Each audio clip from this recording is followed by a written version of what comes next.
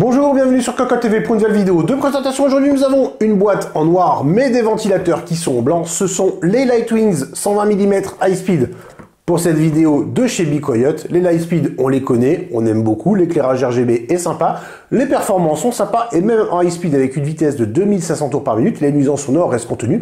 Alors, petite nouveauté pour cette version blanche. Pack de 3 obligatoirement, qu'on soit sur du 120 mm ou du 140 mm en high speed ou en classique, avec un tarif de, on va arrondir, 72 € pour du 120, 75 € pour du 140 mm. Tout de suite, on regarde ce qu'il y a à l'intérieur de la boîte, juste derrière.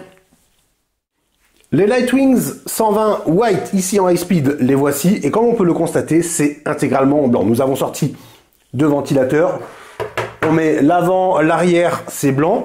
Le petit hub RGB est blanc, tous les câbles sont blancs, la connectique également avec le PWM en blanc, le RGB en blanc, RGB avec connecteur mâle et femelle, et y compris pour le petit système de connexion qui va aller au boîtier pour ensuite aller sur la carte mère, c'est du blanc. Si jamais on veut un peu de contraste, forcément, il faudra jouer au niveau du RGB. Alors pourquoi avoir sorti le modèle en noir ici? Tout simplement pour faire une petite comparaison sur le design, puisqu'on peut se dire, ok, Bicoyote fait du blanc, on change tout, on met du blanc, basta, c'est terminé. Pas tout à fait, puisqu'on peut le constater, il y a eu un changement apporté au niveau de l'autocollant, avec le logo ici qui conserve en noir, sur le modèle noir, le orange de la marque, et on passe sur un fond gris avec l'écriture en noir sur le modèle blanc, et c'est plutôt sympa, ça ajoute justement la petite touche de contraste qui aurait peut-être été différente avec du orange. Bref, le rendu est vraiment sympa. En termes de finition, pas grand chose à dire. Pour l'éclairage RGB, on retrouve donc un premier anneau ici, qui va se diffuser également sur l'arrière avec une partie beaucoup plus fine. Alors on le voit,